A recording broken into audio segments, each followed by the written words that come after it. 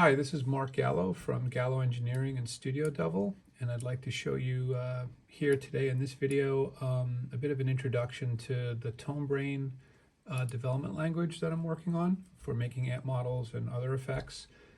It's basically a plugin made in JUCE that has a text editor, as you can see here, and it allows you to type in code that I developed to keep it simple code to create basically to chain amp modeling and effects processing blocks together to make our own custom sort of effects here. So the plugin has an editor window, as you can see here, and it also has a few buttons down here that allow you to control.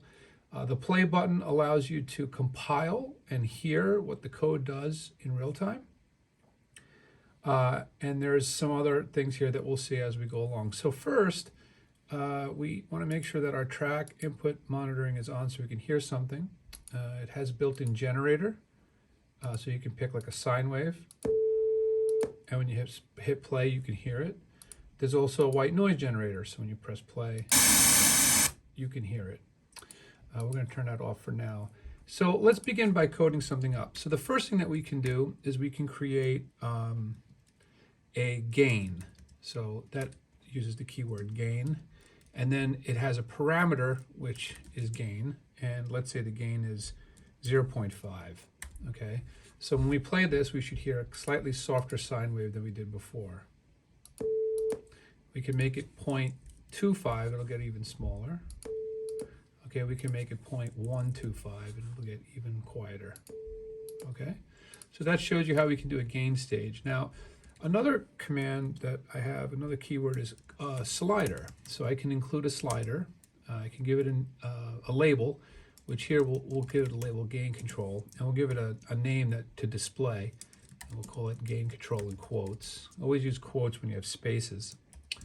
And then if we hit build, it should give us that control. So you can see we have a control here now called gain control going from 0 to 1 normalized. Okay, but what's important here is that now instead of having gain be assigned a fixed value, I can assign it to gain control.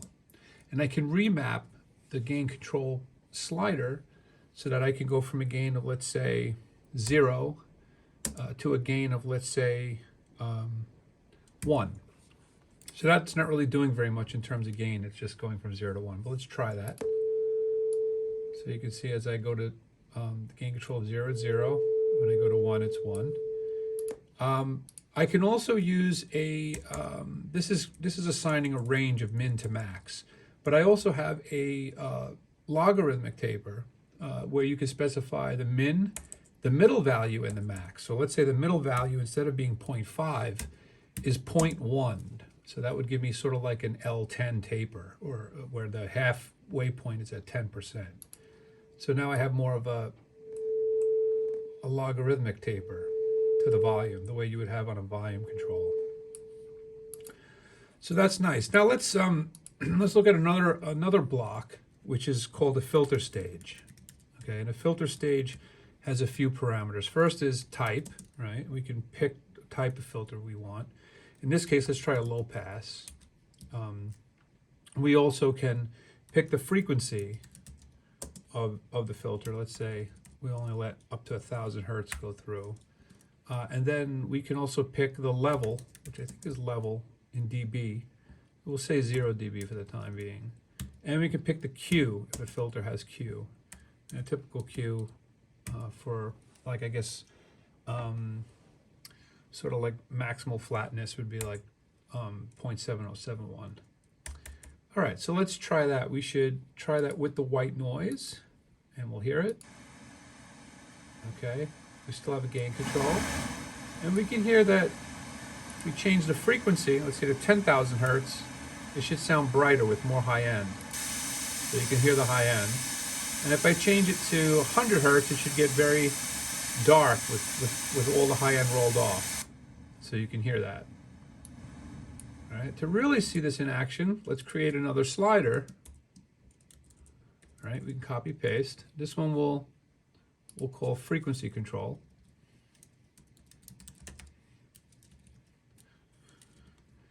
And here we'll call it the frequency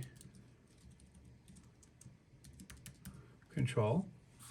And at frequency, we'll say instead of having a fixed value of 100 hertz, we'll assign it to the frequency control, and we'll have it sweep from, let's say, 100 hertz at the beginning. At the midpoint, maybe we'll go to 1,000 hertz, and at the high end, we'll go to, let's say, 16 kilohertz. So now this will automatically map in a logarithmic way or sort of exponential way from 100 hertz being at the left end of the slider, 1,000 hertz or 1 kilohertz will be in the middle, and at the right end it'll be 16 kilohertz. It'll automatically make a nice, smooth, exponential taper to pass through those 3 points. And it's still low pass, and still level of 0, and still Q of 0.7071. So let's try that. So now we have a frequency control. I'm going to turn on the gain so it's not so loud. And you can hear the high end's coming through, and then the high end's not coming through, so we're able to adjust the frequency control that way. We may want a Q control as well. So let's say we try something like, instead of a low pass filter, we could try a band pass filter and just rerun that. We should hear something that only allows us to hear sort of like what's in the middle. Okay. And we might even say, well, instead of a band pass, maybe we'll make it a peaking filter. All right, with, let's say, the level boost at the peak to be like 12 dB.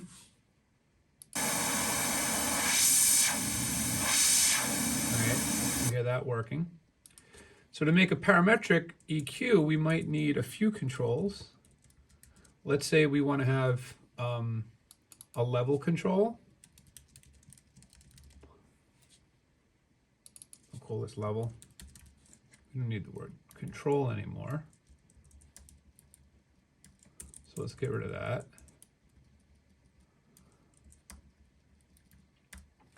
Oops.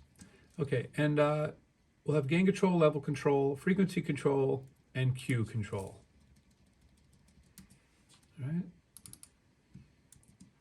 And then what we'll do is here we'll assign the Q to the Q control, and we'll have it go from a Q of, let's say, 0.5 all the way up to a Q of, let's say, 8, and maybe with the midpoint being a Q of 1.5, let's say. And the level, we're going to go with the level control. Instead of being 12 dB, it's going to go from minus 12 dB to 12 dB with 0 dB in the middle. And this should work. Let's see if we broke anything. That's good. So now we have our overall gain trim setting, but now we have level, frequency, and Q. So if we adjust level, we can hear the peaking filter getting louder or softer. Let's try to move the Q up a bit so it's tighter. We'll bring the frequency where it belongs and make the level higher. And you can hear that parametric filter working. Now, if we didn't want a peaking filter, let's say we want to go back to band pass, we could do the same thing and hear it a little bit better. So here's frequency. Here's the Q to make it wider. Here's the level. Bring it up and down. Okay, that's pretty good. There's some other things that we can do. For example, let's say instead of frequency control, we would like to create an option, okay, a pull-down list. So option allows you to pick one of a few different settings. So we'll call this frequency option. We'll say style. We'll call it style. Okay, and we'll give it a few different things that it could be. It could be, let's say, dark. It could be, I guess, soft, and then it could be bright. All right, if we run this now, we'll see that we get a pull-down menu that has 3 values: dark, soft, and bright. Okay, for frequency now, instead of assigning it to the frequency control, we can assign this to the frequency option instead. And now, instead of having a slider for the three values, we have to put in a specific value, one value for each of the options that we have here. So let's say in the case of dark, we would like it to roll off at 250 hertz. For soft, we would like it to roll off at, let's say, 800 hertz. And for bright, we would like it to roll off at, let's say, 8,000 hertz. And instead of a band pass, we're going to go back to low pass. And we're going to do low pass 2. And for Q control, we're going to get rid of the Q control. We're going to get rid of the frequency control. Okay, and for Q control, we're going to put this back to just 0.7071. And we'll run that. Let's see what happens. Okay, we have an error. So this does have an error parser. So error on line 19, invalid parameter name. So right here is, Q control we deleted. So we have to, there's no longer a slider that we can assign it to, so we get rid of that. So Q now has a fixed value of 0.7071. So that's what's handy about errors. When you hit an error, I wrote it so that it would show you what the error is in the parser down here at the bottom and with the line number so you can find out where the problem is. So let's try again. There we go, we're working. So let's get our level up, and we can hear that it's dark. If we set it to soft, it should get a little bit brighter, and it does. And if we set it to bright, then it gets much brighter. Okay, so that's working. Now, what we might want to do also is for the Q, we might want to, let's say we call this, let's say, well, we'll keep it dark, okay, soft and bright. But let's say that the Q needs to change as well. So Q can change with frequency option. There's nothing stopping us from assigning another parameter to that same control, that same option control. But in this case, the when it's in the first mode, we'll make it 0.7071. When we get to the soft mode, maybe we'll bump up the Q and make it 2. And then for the third option in bright mode, maybe we'll make it even a higher Q, let's say 5. Let's just see what that sounds like. So if I go back down to dark, you can hear it's very dark. With soft, it has a little bit of that peaking sound that it didn't have before. And then with bright, it has an even higher peaking sound. Okay, so there are many other blocks that you can put into this ToneBrain amp parsing language. Things like impulse responses and cabinet convolvers, as well as tube stages and some others.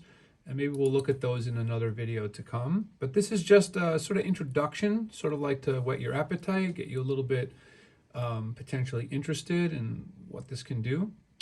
You can, of course, save this into a file. Like we can say my first ToneBrain file and say save.